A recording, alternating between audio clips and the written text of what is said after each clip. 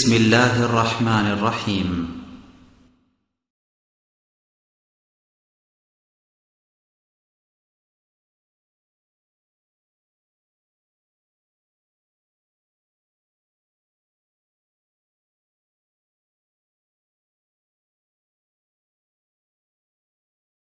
সম্মানিত উপস্থিতি, প্রশংসা আল্লাহর জন্য, শান্তি অবতীর্ণ হোক আল্লাহর রাসূলের উপর সাল্লাল্লাহু আলাইহি ওয়াসাল্লাম। আজ ইফতারির পূর্ব মুহূর্তে এই আঙ্গারজোড়া জামে মসজিদে এক সংক্ষিপ্ত গুরুত্বপূর্ণ আলোচ্য বিষয় হচ্ছে প্রতিবেশীর হক। প্রতিবেশীর হক বিষয়টি একটি জটিল ও কঠিন বিষয়, যার ভালো মন্দ, জাহান্নাম জান্নাত নির্ভর করে। যেসব কাজের বিনিময় জাহান্নাম বা জান্নাত উল্লেখ করা হয়েছে তার একটি হচ্ছে প্রতিবেশী। প্রতিবেশীর সাথে মানুষ সদাচরণ না করলে মানুষ জাহান্নামে যাবে। হজ করলেও, তাহাজ্জুদ পড়লেও এ ব্যাপারে রাসূল সাল্লাল্লাহু আলাইহি সাল্লাম কঠোর বাণী পেশ করেছেন। এ ব্যাপারে আল্লাহ তাআলা বলেন, ওয়া'বুদুল্লাহ ওয়া লা তুশরিকু বিহি শাইআ, তোমরা আল্লাহর ইবাদত করো, আল্লাহর সাথে বিন্দুমাত্র শিরক করো না। শিরক তো আমরা বুঝি না, শিরক আমাদের কাছে বড় পাপও নয়। যেহেতু আমরা শিরক জানি না, যেহেতু আমরা শিরক বুঝি না, এ কারণে শিরক আমাদের কাছে বড় পাপ নয়।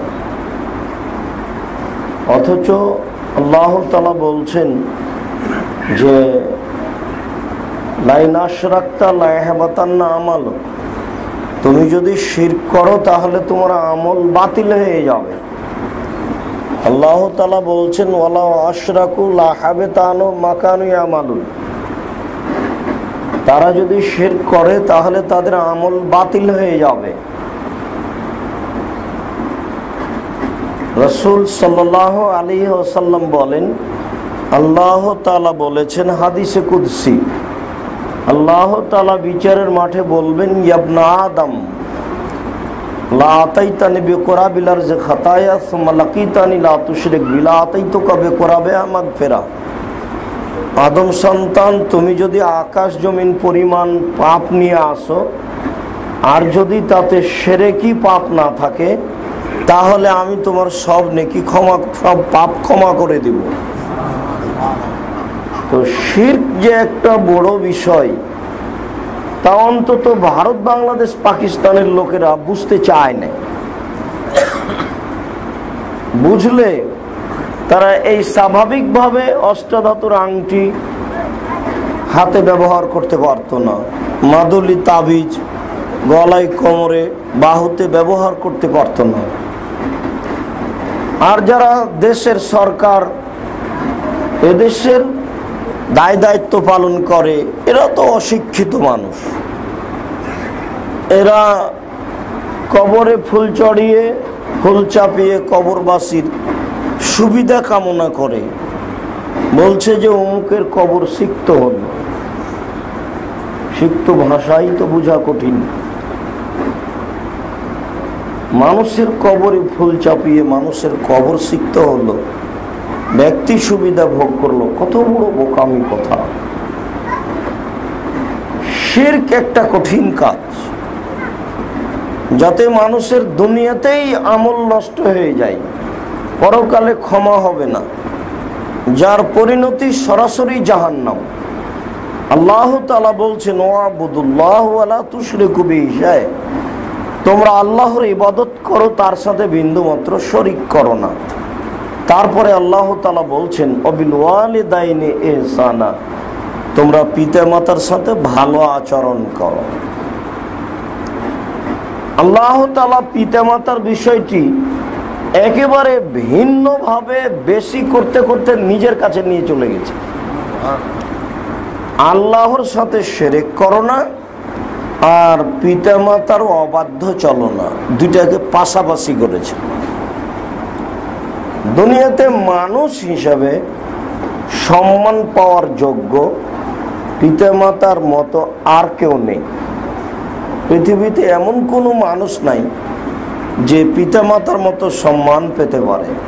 তাই আল্লাহ তাআলা বলছেন অবিল ওয়ালিদাইনি ইহসানা, পিতামাতার সাথে নম্র আচরণ করো। মায়ের পায়ের নিচে জান্নাত, এ কথা ঠিক। স্বামীর পায়ের নিচে জান্নাত, এ কথা ঠিক নয়, তবে কথা হুবহু কাছাকাছি এইরূপই।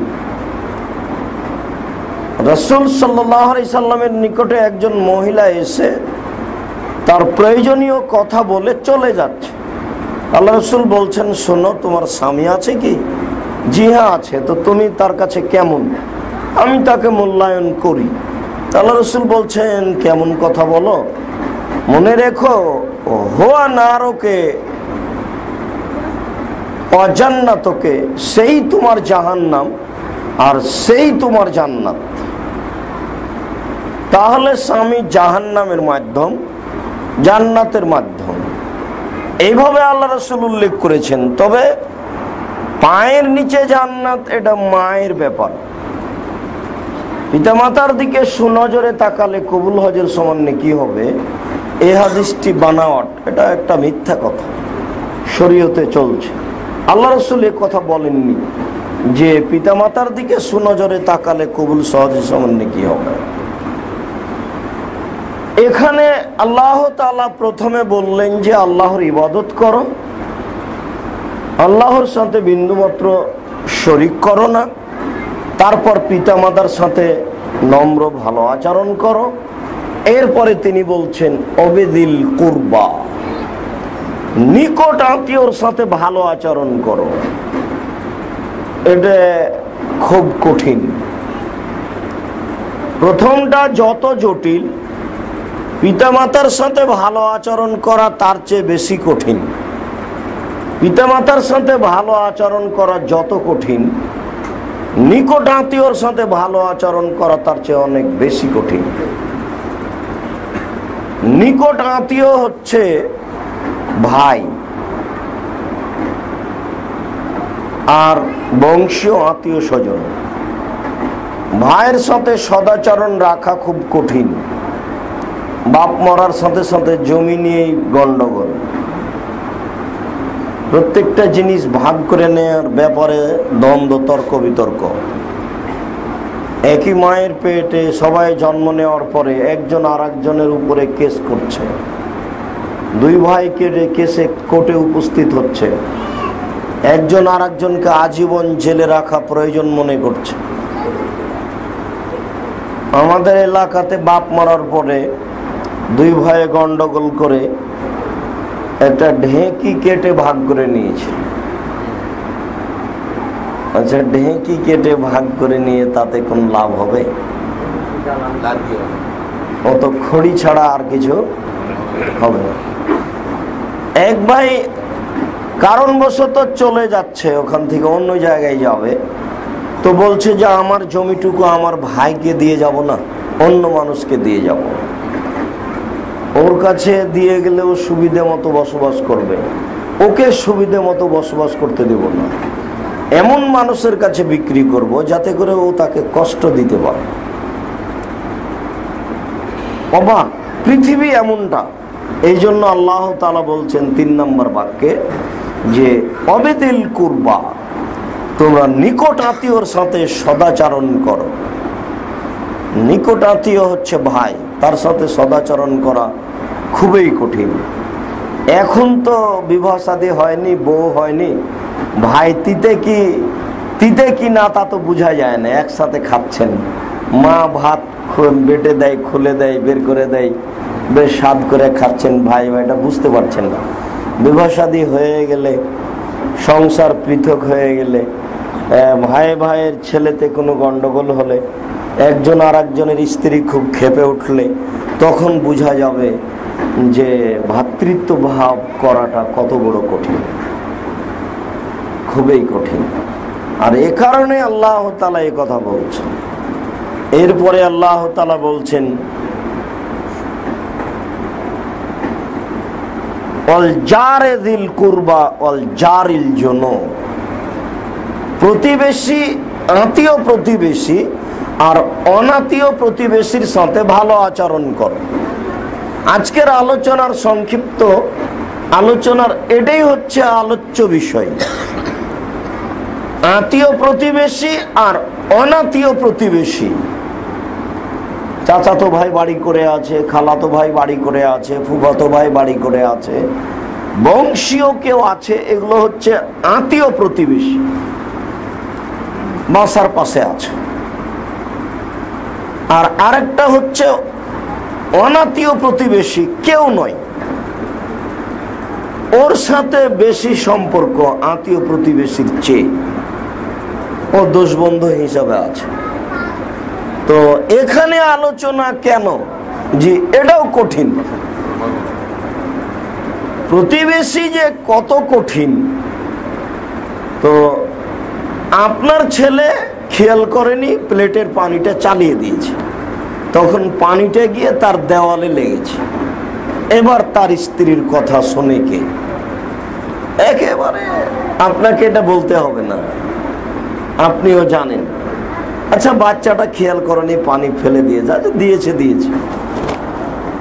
প্রতিবেশীর ছাগলে আপনার সিম গাছ খেয়ে নিয়েছে। এবার দেখুন আপনার স্ত্রীর কথা। আল্লাহ তাআলা বলছেন যে আত্মীয় প্রতিবেশী আর অনাত্মীয় প্রতিবেশীর সাথে ভালো আচরণ করো।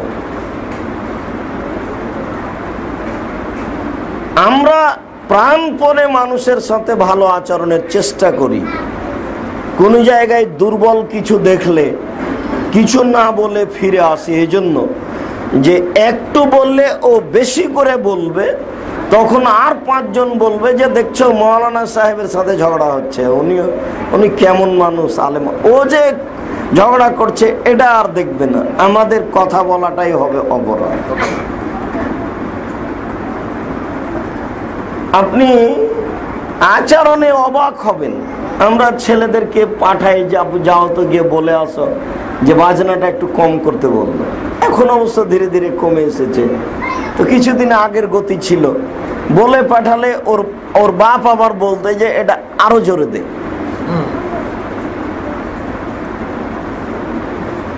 আবু হুরায়রা রাদিয়াল্লাহু তাআলা আনহু বলছেন যে রাসূল সাল্লাল্লাহু আলাইহি ওয়াসাল্লাম বলছেন, আরবাউন লিসাদা, সুখের জীবনের জন্য 4টে জিনিস লাগে।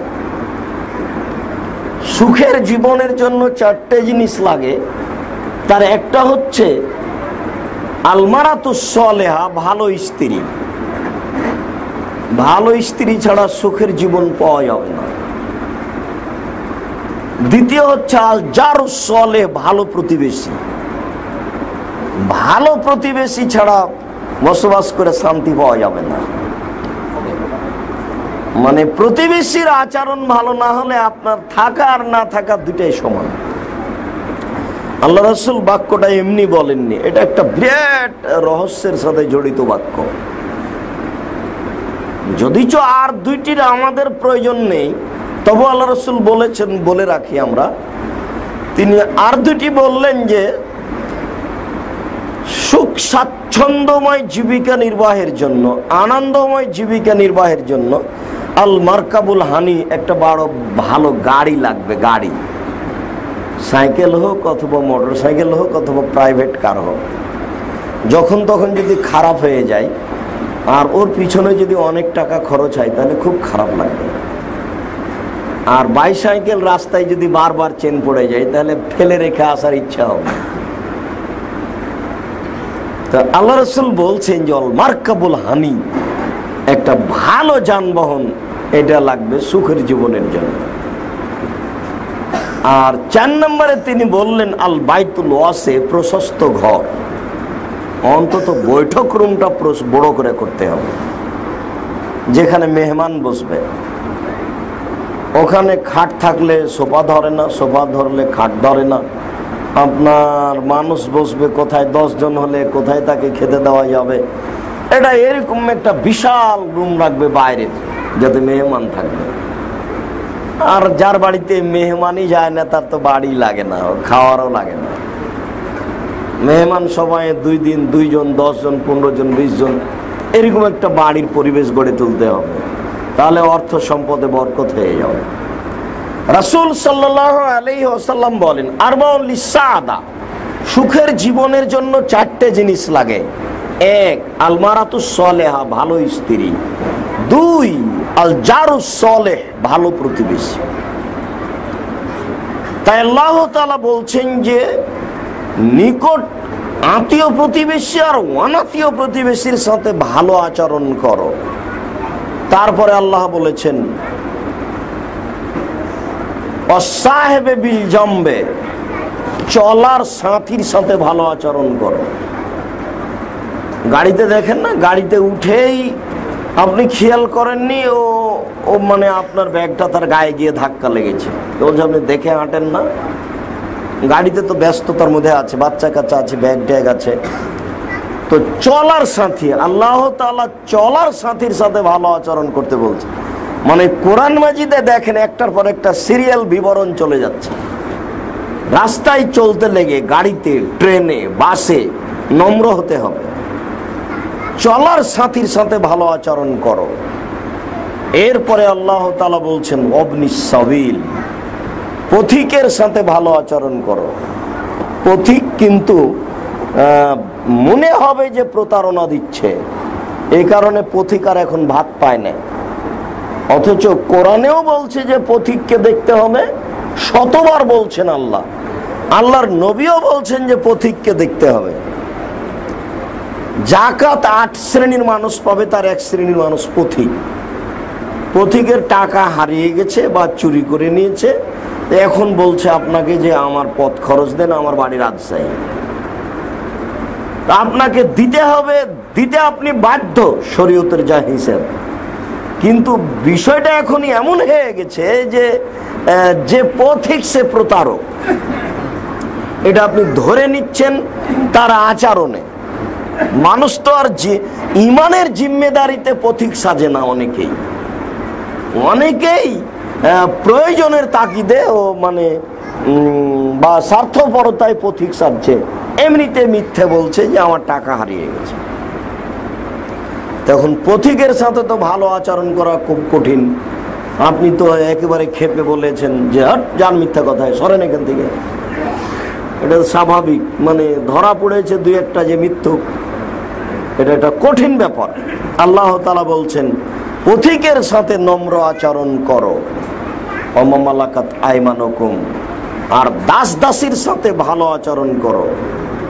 আল্লাহু লা ইউহিব্বু কুল্লা মুখতালিন ফখুর, নিজের ধারণায় অহংকারীকে, নিজ বুঝে গৌরবীকে আল্লাহ ঘৃণা করেন, ভালোবাসেন না।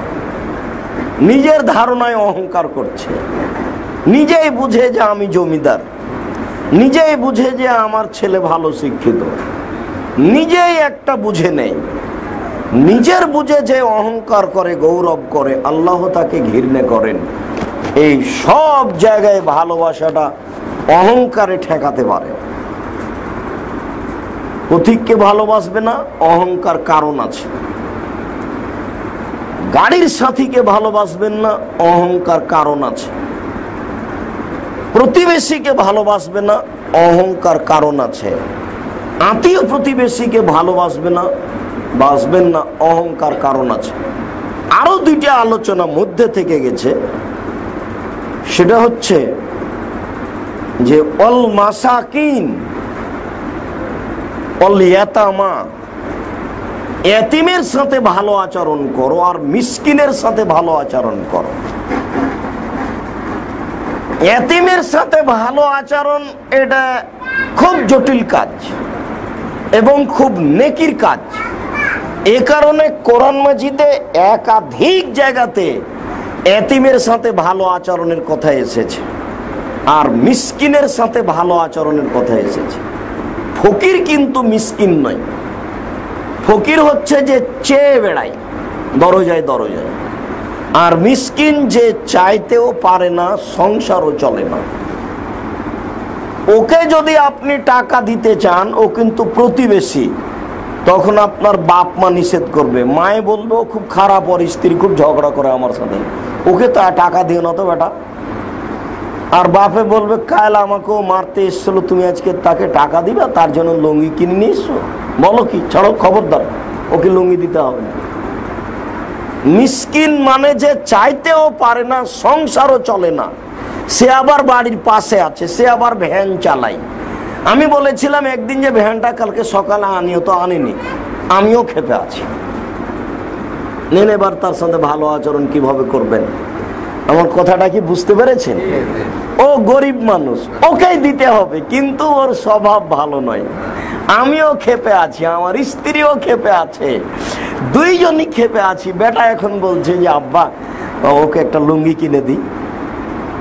তখন তো আপনি, হ্যাঁ তুই কাজ পাস না, একটা কথা বললে শোনে না, একটু ঝগড়া লাগলে আমাদের বিরুদ্ধে কথা বলে, একটা ব্যাপার আছে। নইলে আল্লাহ এভাবে বলছেন কেন যে মিসকিনের সাথে ভালো আচরণ করো? মিসকিন আবার আছে এমন যে মানুষ ভাবে ও ধনী, কিন্তু তার সংসার চলে না, ও যে কাউকে বলে না, কাউকে যে তার অভাবের কথা বলে না। মিসকিনের সাথে ভালো আচরণ করতে হবে। আর এতিমের বিষয়টি ভিন্ন।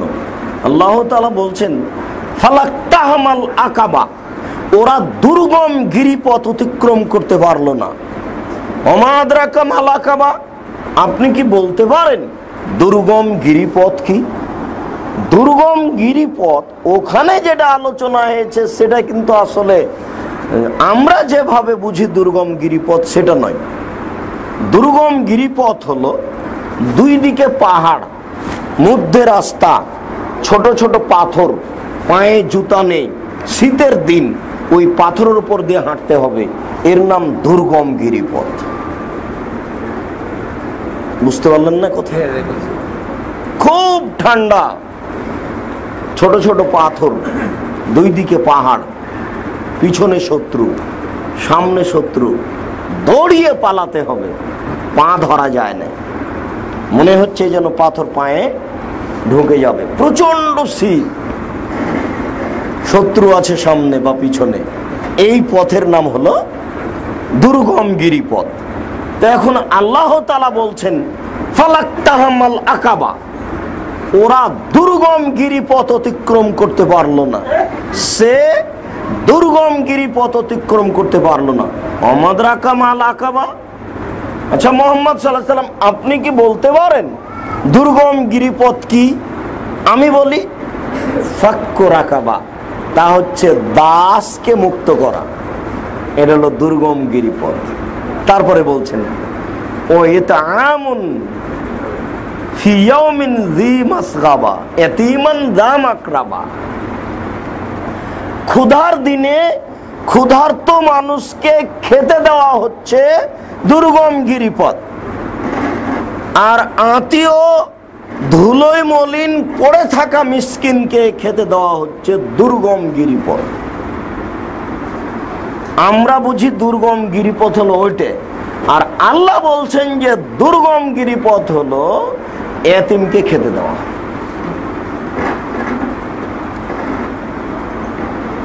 এতিমের বিষয়টি তো আমরা বুঝতে পারবো না। আপনি তো বাজার থেকে কাপড় কিনে নিয়ে এসেছেন, অনেক ফলমূল কিনে নিয়ে এসেছেন, ওই ছেলেটা এতিম, ওর বাপ মারা গেছে, ওর মা কিন্তু আপনার হাট বাজার দেখতে পায়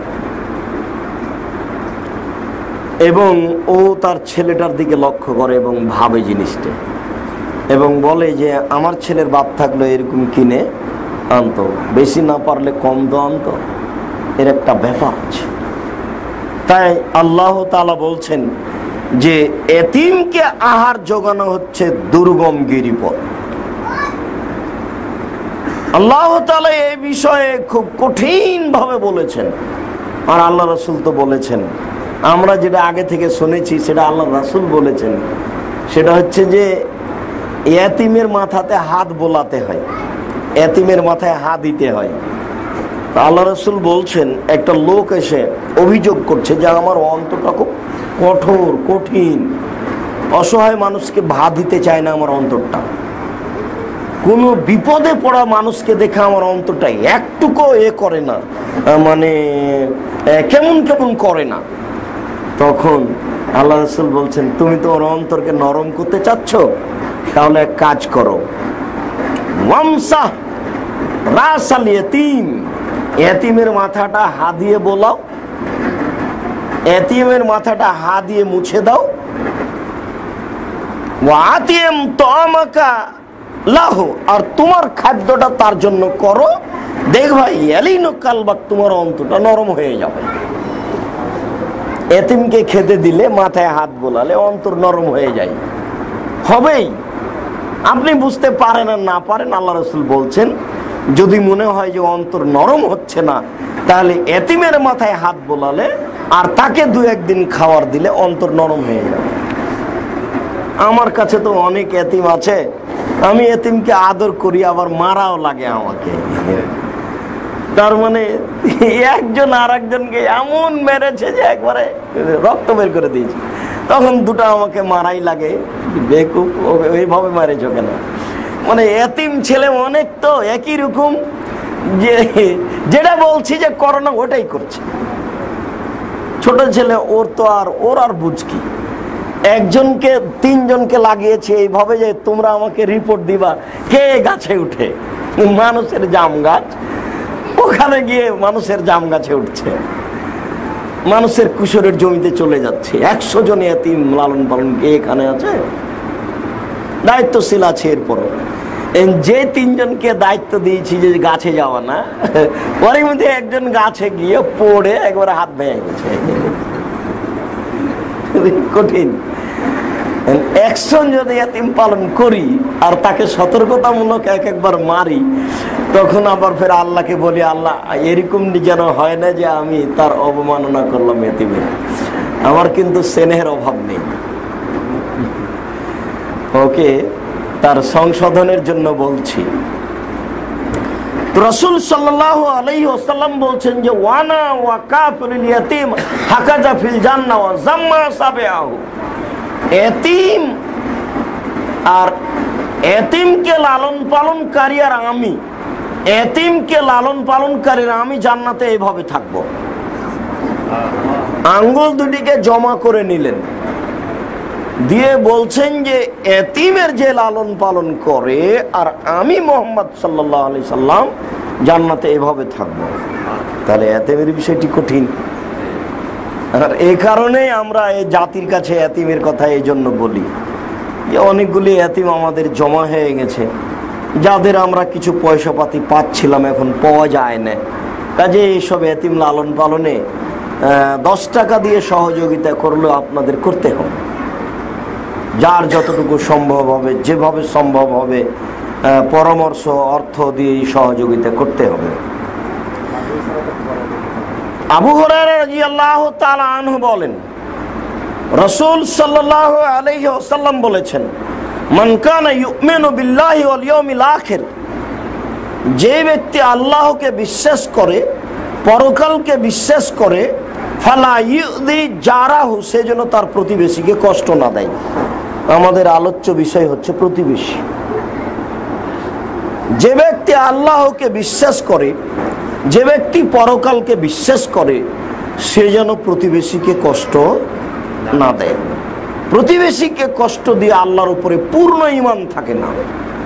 তিনি বলেন, ওমান কানা ইউমিনু বিল্লাহি ওয়াল ইয়াউমিল আখির ফালইউকরিম যায়ফাহু, যে আল্লাহকে বিশ্বাস করে, যে পরকালকে বিশ্বাস করে, সে যেন মেহমানকে সম্মান করে। মেহমানকে সম্মান করা বিষয়টি নির্ভর করে স্ত্রীর উপরে। স্ত্রী রান্না বান্না না করে দিলে আপনি কুলাতে পারবেন না। যে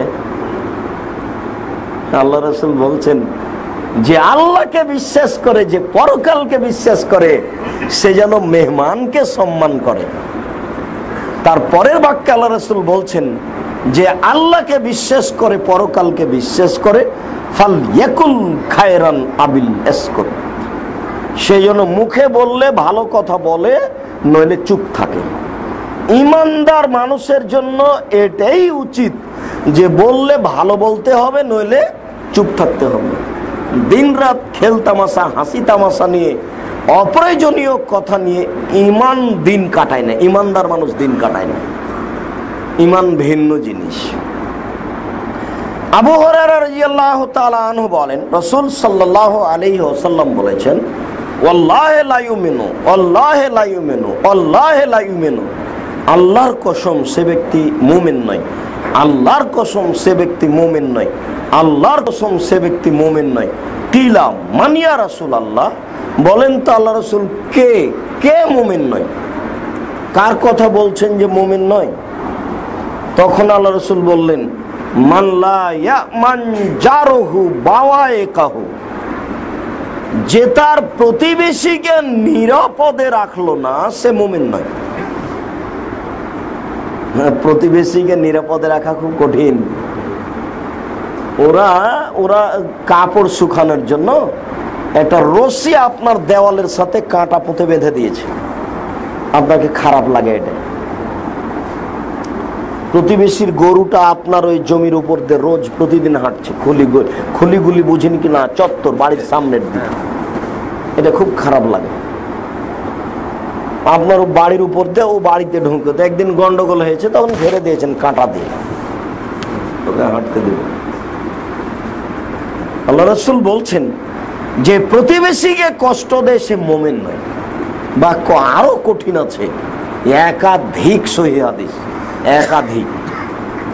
আবু হুরায়রা রাদিয়াল্লাহু তাআলা আনহু বলেন, রাসূল সাল্লাল্লাহু আলাইহি ওয়াসাল্লাম বলেছেন, লা ইয়াদখুলুল জান্নাতা মান লা ইয়ামান জারহু বাওয়াইকাহু, যে তার প্রতিবেশীকে কষ্ট দেয় সে জান্নাতে যাবে না। নেন এবার, যে তার প্রতিবেশীকে কষ্ট দেয় সে জান্নাতে যাবে না। প্রথমে বলেছি সূচনায় যে যেসব কাজে জাহান্নাম আছে তার একটি হচ্ছে প্রতিবেশীর সাথে ভালো আচরণ না করা। প্রতিবেশীর ব্যাপারে আল্লাহ রাসূল খুব কঠিন ভাবে বলেছেন, খুব কঠিন ভাবে বলেছেন। আনাস রাদিয়াল্লাহু তাআলা আনহু বলেন, রাসূল সাল্লাল্লাহু আলাইহি ওয়াসাল্লাম বলেছেন, আউয়ালু খাসমাইনি ইয়াউমাল কিয়ামা জারানি, বিচারের মাঠে প্রথমে যে বিচার হবে তারা হলো দুই প্রতিবেশী। আল্লাহ বলবেন, আসো আগে বুঝাও, গরু তার বাড়ির উপর দিয়ে হেঁটে গেছে তো কেমন আচরণটা করেছে, ওটা আগে বুঝাও। সিম গাছ খেয়ে নিয়েছে তো কি কি বলেছিলে, ওটা আগে বুঝাও। আউয়ালু খাসমাইনি ইয়াউমাল কিয়ামা, বিচারের কাঠগড়াতে প্রথম বিচার। আব্দুর রাজ্জাক সাহেব, আপনার বক্তব্য আমরা শুনেছি যে প্রথম বিচার হবে সালাত, নামাজের, এটাই হিসাব দিতে হবে আগে। জি, আল্লাহর হক যেটা সেটাতে প্রথম বিচার হলো সালাত, আর মানুষের হক যেটা সেটাতে প্রথম বিচার হলো প্রতিবেশী। কি বোঝা যায়নি? আল্লাহর হক তো খুব সহজ, সারা জীবন অন্যায় করে একবার বললেই ইনশাল্লাহ কাজ হয়ে যাবে। চাঁপাইনবাবগঞ্জের ভাষাতে বলে বানা পার, মানে একদিন রাতে কান্নাকাটি করলাম, ইনশাল্লাহ কোটি কোটি টাকার সুদের পাপ ক্ষমা হয়ে যাবে। ক্ষমা চাই যে তার হবে, যখনই মানুষ ক্ষমা চাওয়ার মতো চাইবে তখনই হবে। তো বলছিলাম যে সহজেই হবে, কিন্তু প্রতিবেশীর বিষয়টা সহজে হবে না, ওটা ক্ষমা চেয়ে হয় না, আল্লাহর কাছে ক্ষমা চেয়ে হয় না। প্রতিবেশীর হাত ধরে বলতে হবে যে আমি অনেকদিন অনেক কথাই বলেছি, আসলে ভুল হয়ে গেছে, এটা মাফ করেন আপনি আমার। মাপটা ওরখানে আছে, এটা জটিল কাজ। আর এটাতে মর্যাদাতে মানে একটু কেমন কেমন লাগে, এটা হলো অহংকার। আমি তার হাত ধরে বলবো, এটা কেমন কথা হলো? আমি মাস্টার মানুষ আর ধনী মানুষ, এটা গরিব মানুষ, তাকে কেউ দাম দেয় না, তাকে কেউ দাওয়াতও দেয় না। বিভাষা দিলে একলা তো দাওয়াত আমাকে দেয়, আমি এখন তার হাত ধরে কেমনে ক্ষমা চাই, এই একটা ব্যাপার হয়ে যায়। এই জন্য আল্লাহ রাসূল বলছেন যে মনে থাকে যেন, আউয়ালু খাসমাইনি ইয়াউমাল কিয়ামা জারানি, বিচারের মাঠে প্রথম বিচার হবে কার? দুই প্রতিবেশী, প্রতিবেশীর বিচার। ওই কথা মনে রাখতে হবে যে আব্দুর রাজ্জাক সাহেব, আমরা বক্তব্যে শুনেছি যে প্রথম বিচার হবে কিসের? নামাজের, সালাতের। তো সলাতের বিচার হবে আল্লাহর হকে, আর প্রতিবেশীর বিচার হবে মানুষের হকে। প্রতিবেশীর সাথে, এটা মানুষের সাথে জড়িত। আবু হুরায়রা রাদিয়াল্লাহু তাআলা আনহু বলেন, কালা রাজুলুন, একজন লোক বলল, আল্লাহ রাসূল, আন্না ফুলানাতান, অমুক মহিলা, তুজকারু মিন কাসরাতে সলাতে হা সাদাকাতে হা সিয়ামিহা গায়রা আন্নাহা তুদি জিরানাহা। অমুক মহিলা খুব বেশি বেশি সালাত আদায় করে, খুব বেশি বেশি দান করে, খুব বেশি বেশি সিয়াম পালন করে। তিনটাই কিন্তু খুব গুরুত্বপূর্ণ কাজ। দান মানে জান্নাত, তাহাজ্জুদ মানে দামি জান্নাত, আর সিয়াম মানে কোনো চিন্তা নেই, আল্লাহকে সন্তুষ্ট করে ফেলেছি। মানে ইবাদতের জগতে সবচেয়ে দামি ইবাদত হচ্ছে সিয়াম, আর সবচেয়ে বেশি ডাকা যায় সালাত দিয়ে। আর আমরা তো শুনেছি যে দান হলো দলিল, এই জমি আমার, প্রমাণ এই যে দলিল আছে, এই বাড়ি আমার, প্রমাণ এই যে দলিল আছে। বিচারের মাঠে বলবো আল্লাহর সামনে যে জান্নাত পাবো, এই জান্নাত আমার, তখন আল্লাহ বলবেন যে প্রমাণ, আনবো যে দলিল আছে, আমি দান করেছি, দানই আমার দলিল। তো ব্যক্তি বলছে যে আল্লাহ রাসূল, ওই মহিলা বেশি বেশি সালাত আদায় করে, বেশি বেশি দান করে, বেশি বেশি সিয়াম পালন করে, তবে প্রতিবেশীকে কষ্ট দেয়। গায়রা আন্নাহা তুজি জিরানাহা, তবে প্রতিবেশীকে কষ্ট দেয়। রাসূলের বাক্যটা শোনেন, হে ফিন্নার, ও জাহান্নামে যাবে। আমি বলেছি যে তাহাজ্জুদ কুলাবে না, প্রতিবেশীকে কষ্ট দিয়ে তাহাজ্জুদ দিয়ে জান্নাত হবে না, প্রতিবেশীকে কষ্ট দিয়ে আপনার হজ দিয়ে সিয়াম দিয়ে জান্নাত হবে না। প্রতিবেশীর সাথে ভালো আচরণ করা খুবই কঠিন। মানে ওইও যে ভালো নয়, আপনি কিভাবে রক্ষা করবেন? 2 দিন খাওয়ার পরে তৃতীয় দিন তা আপনি আর সহ্য করতে পারছেন না, আপনার গায়ে রক্ত গোস্ত আছে, রোজ ছাগল ছেড়ে দেয়, এত বলার পরে ছাগল ছেড়ে দিচ্ছে, এটা কঠিন হয়ে যাচ্ছে। প্রতিদিন বলছি যে আপনার ছেলে যেন এদিকে পেশাব না করে, গন্ধ করে, দেখি ছেলেটা বেশি পেশাব করছে, পানি ছিটিয়ে দিয়েছে। এতগুলোর পরেও তার সাথে ভালো আচরণ করতে হবে, আল্লাহ বলছেন, আল্লাহ নবী বলছেন। মানে বাপ মাকে এত ভালোবাসার কথা কেন? মানে মনে হচ্ছে যে আমিও অনেক সময় ভাবি যে এত বেশির কারণ কি? বাপ মা যেদিন বিছানায় পেশাব করবে, দুর্গন্ধে ঘরে যাওয়া যাবে না, আর যেই বাড়িতে আসবে তাকে বলবে যে আমার ছেলে আমাকে খেতে দেয় না, জি এখনই আমি খেতে দিয়ে বের হলাম। আমার স্ত্রীকে অকথ্য ভাষায় গালি দেয়, ও ভিতরেই যায় না। এই সময়তে বাপকে ভালোবাসা খুবই কঠিন। আর যা বলবে উল্টা বলবে। বয়স 60 হয়ে গেলেই বিবেক ঠিক থাকে না। এখন তো বয়স 90, 100, 110 বছর, কবে হুঁশ হারিয়ে গেছে। একটা ছোট ছেলে তার চেয়ে ভালো কথা বলবে, যা বলে সবই উল্টা। তখন আপনি কি করবেন? তাহলে প্রতিবেশীও ব্যাপারটা তাই, বাপ মায়ের ব্যাপারটা যা। দেখেন প্রতিবেশীর বিষয়টা কত কঠিন হয়ে গেল। কালা আসহাবুন নবী সাল্লাল্লাহু আলাইহি ওয়াসাল্লাম আন্না ফুলানাতান, অমুক মহিলা, আল্লাহ রাসূল, তাকুমুল লাইলা ওয়া তাসুমুন নাহারা, ও রাতে তাহাজ্জুদ পড়ে, দিনে সিয়াম থাকে, রাতে তাহাজ্জুদ পড়ে, দিনে সিয়াম থাকে, রাতে তাহাজ্জুদ পড়ে, দিনে সিয়াম থাকে। ও তুজি জিরানাহা, তবে সে প্রতিবেশীকে কষ্ট দেয়। আল্লাহ রাসূল আবার বললেন, হিয়া ফিন্নার, ও জাহান্নামে যাবে। প্রতিবেশীকে কষ্ট দিয়ে জান্নাত লাভ করা যায় না, খুব কঠিন ব্যাপার। আবু হুরায়রা রাদিয়াল্লাহু তাআলা আনহু বলেন, রাসূল সাল্লাল্লাহু আলাইহি ওয়াসাল্লাম বলেছেন, লা ইউমিনু আহাদুকুম হাত্তা ইউহিব্বা জারাহু মা ইউহিব্বু লিনাফসিহি, যতক্ষণ পর্যন্ত নিজের জন্য যেটা ভালো মনে করে প্রতিবেশীর জন্য সেটা ভালো না মনে করছে ততক্ষণ পর্যন্ত মুমিন নয়। এই বাক্য বোঝাও কঠিন, বাস্তবায়নও কঠিন। প্রতিবেশীর ছেলে ব্যবসাতে মার খেয়ে গেছে, এই কথাটা শুনে মনটা খুশি হয়েছে, ঠিক হয়েছে, খুব বাড়াবাড়ি করছিল, কয়দিনে ধনী হয়ে গেল, ঠিক হয়েছে। মনে বলছে যে এটাই হোক, মনে বলছে যে ঠিক হয়েছে। একটা গাড়ি পাশ দিয়ে চলে যাচ্ছে আর একটা গাড়ির চাকা নষ্ট হয়ে গেছে, তখন এই গাড়ির হেল্পার, প্যাসেঞ্জার আর আপনার ড্রাইভার বলছে তো ঠিক হয়েছে, ঠিক আছে। ও হয়তো রাস্তাতে কোথায় একটু ইয়ে হয়েছে, ধাক্কা ধাক্কি হয়েছে, আজ থেকে চাকা নষ্ট হয়ে গেছে, তখন ওরা বলছে যে ঠিক হয়েছে। খুব কঠিন ব্যাপার। আল্লাহ রাসূল বলছেন যে তোমরা অতক্ষণ পর্যন্ত মুমিন নও যতক্ষণ পর্যন্ত নিজের জন্য যেটা ভালোবাসো প্রতিবেশীর জন্য না বাসো।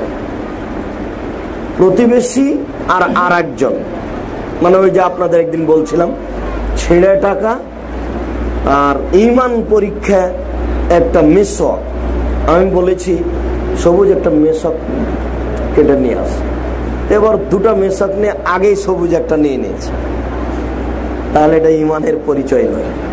মেশক দুটো নিয়েছে, আমার সামনে ধরতে হবে, আমি যেটা বাছাই করব সেটা নেওয়ার পরে যেটা থাকবে সেটাও মেশক করবে, এটা হলো ঈমান। আর এটাই হলো নিজের জন্য যেটা ভালোবাসো অপরের জন্য সেটা ভালোবাসো। এটা খুব কঠিন।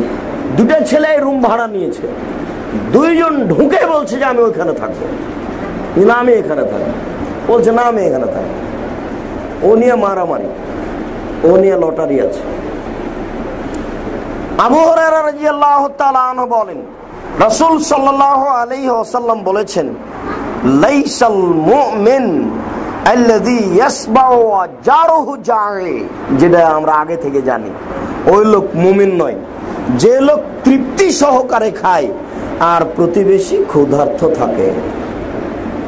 আমরা কিন্তু এই কথা আগে থেকেই জানি, এটা সহিহ হাদিস, আবু দাউদ তিরমিজি বর্ণিত সহিহ হাদিস, যে ওই মানুষ মুমিন নয়, ওই মানুষ মুমিন নয়, ওই মানুষ মুমিন নয় যে নিজে তৃপ্তি সহকারে খায় আর প্রতিবেশী ক্ষুধার্ত থাকে।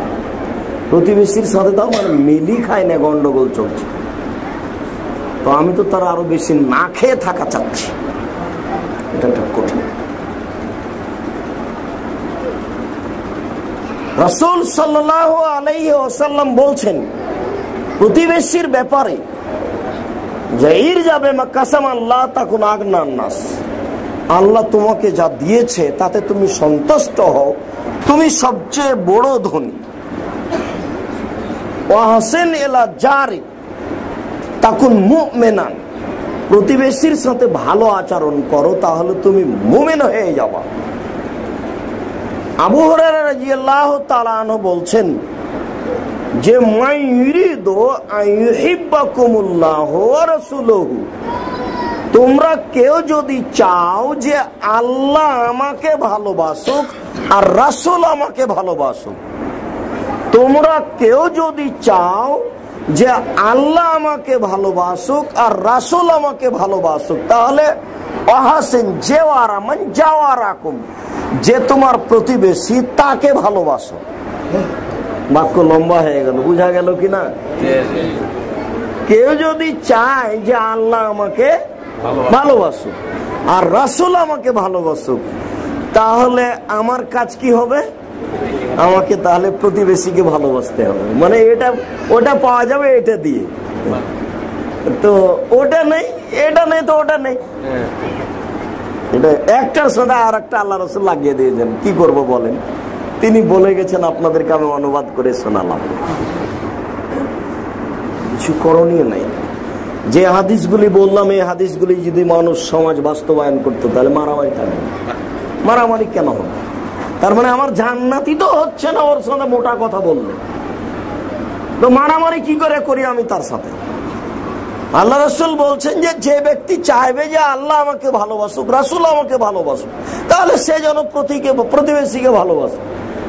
আল্লাহর ভালোবাসা নির্ভর করে প্রতিবেশীর ভালোবাসার উপরে। প্রতিবেশীর সাথে ভালোবাসা নেই, আল্লাহর সাথে ভালোবাসা নেই। তাহাজ্জুদ পড়ে জান্নাত লাভ করা যায় না প্রতিবেশীকে কষ্ট দিয়ে। কত বাজে? 6টা। সূর্য কখন ডুবছে? 34। সম্মানিত দিনী ভাই, আমরা রমজান মাসে সাধারণত এরকম প্রোগ্রাম করে থাকি। তাতে আমাদের একটা আন্তরিকভাবে প্রতিষ্ঠানগত জোরালো উদ্দেশ্য থাকে। আমরা সেই উদ্দেশ্য কোনো জায়গাতে অল্প পাবো, কোনো জায়গাতে কম পাবো, কোনো জায়গাতে বেশি পাবো, এটা আমরা ভাবি না। আমরা কারো কোটি টাকার যেমন দাম দেওয়ার প্রয়োজন মনে করি, কারো 2 টাকারও তেমনি দাম দেওয়ার প্রয়োজন মনে করি। কেননা অনেক সময় কোটি টাকা দিয়ে যেমন বড় কাজ হয় না, ছাড়া কোটি টাকা ছাড়া যেমন কাজ হয় না, অনেক সময় 2 টাকা ছাড়াও কাজ হয় না। রিক্সাওয়ালা আপনাকে নিবে না 2 টাকা কম বলে, তাহলে 2 টাকারও প্রয়োজন আছে। যদি কেউ ফকির নিতে চাচ্ছে না, ফকির কিন্তু 2 টাকা 1 টাকা নিতে চাচ্ছে না। কালকে মুসাল্লিরে একটা বাক্যে অবাক হচ্ছে না, আমি ওই বাক্য বলেছি এক পর্যায়ে, জাকাতের আলোচনা করছিলাম যে 3 শ্রেণীর মানুষ জাহান্নামে যাবে। জাকাতের এক পর্যায়ে আলোচনা যে জাকাত দিতে হবে, এক পর্যায়ের আলোচনা যে যদি জাকাত না দিই তাহলে জোর করে আদায় করে নেবে, এক পর্যায়ের আলোচনা যে জাকাত যদি না দিই তাহলে বিচারের মাঠের একটা অবস্থা, আর একটা আলোচনা যে জাকাত যদি না দিই তাহলে জাহান্নাম। আল্লাহ রাসূল বলছেন যে আউয়ালু সালাসুনা ইয়াদখুলুনাল জান্নাহ, আউয়ালু সালাসিনা ইয়াদখুলুনাল জান্নাহ, প্রথম 3 শ্রেণীর মানুষ জাহান্নামে যাবে। প্রথমে বিচার যখন শুরু হবে, বিচার শুরু হতে প্রথমে 3 শ্রেণীর মানুষ জাহান্নামে যাবে। 3-এর আবার সিরিয়াল আছে। 3-এর 1 নম্বরে হচ্ছে আমিরুল মুসাল্লাত, স্বৈরাচারী শাসক। আপনাদের শাসক তো শাসনই জানে না, ওকে বিলকিসের কাছে শাসন শিখতে হবে, ওকে বাদশা জুলকারনাইনের কাছে শাসন শিখতে হবে। 300 টাকা কারেন্ট বিল 3000 টাকা হয়। অবাক শাসন, অবাক নেতৃত্ব, আজীব দুনিয়া। এটা শাসন না, এটা হলো শোষণ। নেতৃত্ব না জানার এগুলো ফল, আল্লাহ মাফ করো। রাসূল সাল্লাল্লাহু আলাইহি ওয়াসাল্লাম বলছেন যে 3 শ্রেণীর মানুষ জাহান্নামে যাবে আগে, তার 3-এর আগে হলো স্বৈরাচারী শাসক। তাহাজ্জুদ আর হজ দিয়ে হবে না, এরা আবার রোজ তাহাজ্জুদ পড়ে, প্রতি বছর হজ করে, উমরাও করে। টাকা থাকলে উমরা করতে হবে, এই সিদ্ধান্ত বাতিল। আহলে হাদিস আন্দোলনের পক্ষ থেকে আব্দুর রাজ্জাক সাহেব বলেছেন যে টাকা থাকলে প্রতি বছর উমরা করতে হবে, এটা একটা অন্যায় কাজ। আল্লাহ রাসূল বারবার উমরা করেছেন, তার কোনো প্রমাণ নেই। সাহাবীরা বাড়ি ছেড়ে উমরা করতে গেছেন, তার কোনো প্রমাণ নেই। ফকির পাশে রেখে 2 লাখ টাকা খরচ করে চলে গেলেন সৌদি আরব। টাকা থাকলে যেতে হবে, এটা একটা স্ট্যাটাস, এটা একটা ঢং। এই ঢং ত্যাগ করতে হবে। মাদ্রাসা নওদাপাড়া চালাতে পারি না, 500 এতিম আছে ডক্টর সাহেবের, 150 এতিম আছে নওদাপাড়াতে, 300 লক্ষ টাকা প্রতি মাসে খরচ হয়, 2,60,000 টাকা আছে বেতন, 40,000 টাকা আছে কারেন্ট বিল, 3 লক্ষ টাকা প্রতি মাসে এমনিতেই খরচ আছে যার বাপ মা নেই। এতগুলো এতিমের খাওয়া খরচের বিষয় আছে, আর টাকাটা নিয়ে আপনি চলে গেলেন। গত বছরে গেছিলেন উমরা করতে, এবারও গেলেন, মানে স্বামী স্ত্রী চলে গেলেন, টাকা থাকলে যেতে হবে। বিচারের মাঠে উমরা দেখাবে আল্লাহ, এটা উল্টে যাবে। এই উমরা পক্ষে থাকবে না, এটা উল্টে যাবে। জি না, এই উমরা আল্লাহ আল্লাহ রাসূল চান না। উমরা একবার জীবনে করে নিয়েছে, মিটে গেছে। হজ ফরজ একবার করেছে, মিটে গেছে। প্রতিবেশী অসহায় রেখে, এদেশের কওমি খারেজি মাদ্রাসা অসহায় রেখে টাকাটি বেদাতি মাদ্রাসাতে দিয়ে বাকি টাকা নিয়ে স্বামী স্ত্রী মিলে সপরিবারে চলে গেল আপনার মক্কাতে। টাকা আছে সেজন্য যেতে হবে? জি না, এই উমরা চলবে না। প্রতি বছর উমরা করতে হবে, এটা একটা ঢঙে পরিবর্তন হয়েছে, এটা জায়েজ নয়। এটা একটা গুনাহের কাজে চলে গেছে, নেকির কাজ নয়। যেটা বলছিলাম, দ্বিতীয় শ্রেণীর মানুষ জাহান্নামে যাবে, সেটা হচ্ছে রু সারওয়াতিন লা ইউতি হাক্কা মালিহি। ধনী মানুষ যাকাত দিল না, সে যাবে 3-এর দ্বিতীয় স্তরে জাহান্নামে। ধনী মানুষ যাকাত দিল না, সে যাবে 3-এর দ্বিতীয় স্তরে জাহান্নামে। আর 3 নম্বরে কে? ফাকিরুন ফখরুন, অহংকারী ফকির। এই কথাটার কথা এসেছে। আব্দুর রাজ্জাক সাহেব, আপনি আর একদিন বলছিলেন যে গরিব গৌরবী, যে আল্লাহ যার সাথে কথা বলবেন না তার এক শ্রেণীর মানুষ হলো গরিব গৌরবী। আর এখানে 3 শ্রেণীর মানুষ জাহান্নামে যাবে, তার 3য় শ্রেণীর মানুষ হচ্ছে অহংকারী ফকির। যে ফকির অহংকারী আছে, আপনার 1 টাকা নেয় না। গরিব মানুষ অহংকারী আছে, রিক্সা চালক, রিক্সা নিয়ে বসে আছে মেরাদের। আপনি ওখানে যান, যে বলেন একটু ভাই চলেন, বলছে আমি যাবো না। এখন কেন? ভোর 4টায় এসেছো তুমি, রাত 10টায় যাবা। যত মানুষ আসবে তত মানুষকে তুমি নিয়ে যাওয়া, যতই কষ্ট হোক না কেন, তোমার কাজই তাই। তুমি কেন বললে আমি এখন যাবো না? তুমি হচ্ছে গরিব অহংকারী। তোমার এই ব্যবসা ধ্বংস হবে, কয়দিন পরে তোমাকে রিক্সা বেচে খেতে হবে।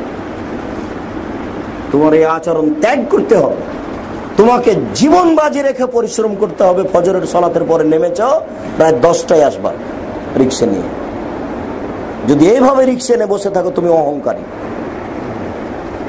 দেখেন যে বহু মানুষের আচরণ, বসে আছে। আমি একটু তাড়াহুড়া করে বলছি, যাবেন। আল্লাহ রাসূল যে এসব বাক্য বলেছেন এমনি নয়, সমাজে আচরণ আছে। এখন হাদিস তো হাদিসে আছে, এগুলো কে বলবে বলে? যারা চ্যানেলে সুযোগ পেয়েছে তারা সব প্রতারক, প্রায়ই প্রতারক। ধর্ম তদন্ত করে না, হাদিস মুখস্থ করে না, কোরআন মুখস্থ করে না, এমনিতেই আছে। প্রায়ই প্রতারক যারা চ্যানেলে সুযোগ পেয়েছে। আর যারা মাঠে বক্তব্য দিচ্ছে এরা প্রায়ই মূর্খ, লেখাপড়া জানে না। লেখাপড়াও খুব কঠিন, সতেজ ব্রেনের হতে হবে। 12 থেকে 16 বছর মাদ্রাসায় পড়তে হবে। মধ্যম ব্রেন দিয়ে মাদ্রাসায় পড়া যাবে না, খুব কঠিন। সাধারণ ব্রেন, মধ্যম ব্রেনকে স্কুলে যেতে হবে, খুবই কঠিন। রাস্তাঘাটে যত জুব্বা পরা দেখছেন, মাথায় টুপি দিয়ে আল খাল্লা পরে আছে, এরা প্রায়ই মূর্খ, পড়তে জানে না, এমনিতেই আছে। কথা প্রসঙ্গে যে আমাদের কথা এসেছিল সেটা হচ্ছে মাগরিবের পরের সালাতের পরে কথাটা না বলে, যেটা আপনারা জানেন আমিও পেশ করছি, সেটা হচ্ছে যে যেহেতু আমরা আপনাদেরকে বলে আসছি যে আমরা অনেক এতিমের লালন পালন করে থাকি, আর এই দেশে আহলে হাদিসের সবচেয়ে বড় প্রতিষ্ঠান হচ্ছে রাজশাহী নওদাপাড়া মাদ্রাসা। ওতে এখন 900 জন ছাত্র ছাত্রী লেখাপড়া শিক্ষা অর্জন করছে। 300 জন ছাত্রী, 600 জন ছাত্র। এদের আবাসিক ব্যবস্থা পৃথক পৃথক। 2 প্রতিষ্ঠানের মধ্যে ব্যবধান আছে প্রায় 500 গজ থেকে 600 গজ মতো, বা এরকম কাছাকাছি। মেয়েদের প্রতিষ্ঠানে 250 জন মেয়ে আবাসিক থাকে, তাতে 25 জন এতিম মেয়ে আছে। ছেলেদের প্রতিষ্ঠানে 500 জন ছেলে আবাসিক থাকে, তাতে 100 জন এতিম আছে। 2 প্রতিষ্ঠান মিলে শিক্ষক শিক্ষিকা কর্মচারী প্রায় 50 জন। মাদ্রাসার বেতন একেবারেই অল্প, তাদের জীবিকা নির্বাহের মতো নয়। এরপরও যা লাগে তাতে 2,60,000 টাকা প্রতি মাসে বেতন লাগে, প্রায় 50 জন মানুষকে। 2,60,000 টাকা, 3 লক্ষ টাকা এ দেশের অনেকের বেতন আছে। আর জীবিকা নির্বাহের জন্য 10,000 থেকে বেতন শুরু হতে হবে 50,000 পর্যন্ত, নইলে এখন বর্তমানে জীবিকা নির্বাহ করা কঠিন। এরপরও আমরা দিনের খিদমত করে এরকম খিদমতের আঞ্জাম দিয়ে আসছি এবং এই প্রতিষ্ঠানের আবাসিক বিষয়টি নিয়ে আমরা খুব চিন্তা ভাবনার মধ্যে আছি। গত বছর কিছু করেছি, এবছরও কিছু করার পরিকল্পনা রাখছি। এ ব্যাপারে আপনাদের কাছে আমাদের জোরালো দাবি ও অনুরোধ থাকছে যে আপনার 200 টাকাকে আমরা অবমাননা করব না, 10 টাকাকে মূল্যায়ন করব। তবে আমাদের পক্ষ থেকে জোরালো অনুরোধ থাকছে যে আল্লাহ রসুলের ওই কথাটাকে খুব দাম দিয়েন। আল্লাহ রসুল বলেছেন যে কৃপণতা মানুষকে ধ্বংস করে। আল্লাহ রসুল বলেছেন যে কৃপণ ব্যক্তি জাহান্নামে যাবে। আল্লাহ রসুল বলেছেন যে 3 শ্রেণীর মানুষ জাহান্নামে যাবে, তার 1 শ্রেণীর মানুষ হচ্ছে কৃপণ। আর আল্লাহ রসুল প্রায় সব সময় বলতেন যে আমি তোমার কাছে কৃপণতা থেকে বাঁচতে চাই, আমি তোমার কাছে কৃপণতা থেকে বাঁচতে চাই, আমি তোমার কাছে কৃপণতা থেকে বাঁচতে চাই। আল্লাহ রসুল রমজান মাসে পূর্ব দিকের বাতাসের চেয়ে বেশি দানশীল ছিলেন। আল্লাহ রসুল রমজান মাসে পূর্ব দিকের বাতাসের চেয়ে বেশি দানশীল ছিলেন। পূর্ব দিকের বাতাস প্রবাহিত হলে সবকিছু উপকৃত হয়। তো লাইন হয়ে বসে যাও।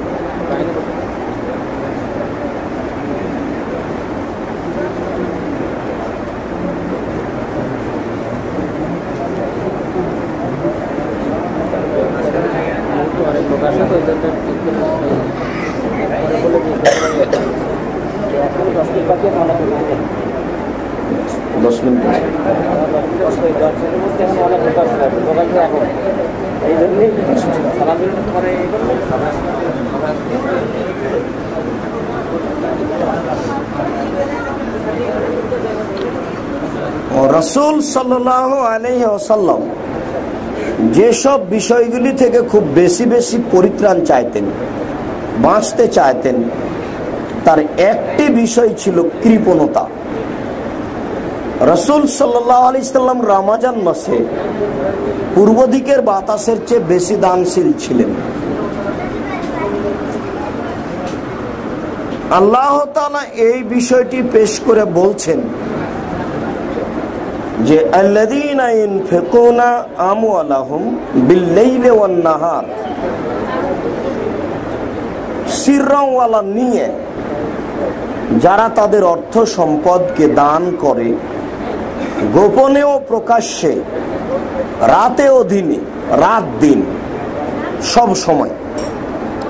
আমি আপনাকে একটা দান করার পরামর্শ দিই। ফকির মিসকিনকে প্রতিদিন দান করার জন্য রমজানের প্রথমেই কিছু টাকা 2-1,000, 2-3,000 খুচরা করে নেবেন। সব ফকির মিসকিনকে 10 টাকা 20 টাকা এভাবে দেওয়ার চেষ্টা করবেন। আরেকটা জিনিস হবে এই যে রমজান মাসকে হিসাব করে যারা মারা গেছে তাদের বিষয়টি সামনে নিয়ে আসবেন। বাপ মা হোক, চাচা চাচি হোক, দাদা দাদি হোক, তাদের নামে রমজান মাসে দান করা এবং মৌখিক দোয়া করা। মরা মানুষের নামে দানের সবচেয়ে যেটা সুন্দর পথ সেটা হচ্ছে পানির ব্যবস্থা করে দেওয়া। পানির ব্যবস্থা। গ্রামে কোনো অসহায় পরিবার আছে যার বাসাতে একটা টিউবওয়েল বসিয়ে দিতে হবে, এটা হলো সবচেয়ে ভালো পথ। এরপরে যেটা পথ সেটা হলো অসহায় মানুষের কাপড়ের ব্যবস্থা করে দেওয়া। অবশ্যই যাকাতের টাকা দিয়ে কাপড় কিনা যাবে না। যাকাতের টাকা যাকাত হিসাবে টাকা হস্তান্তর করতে হবে। নিজের টাকা দিয়ে অসহায় মানুষের কাপড় কিনে দেওয়া।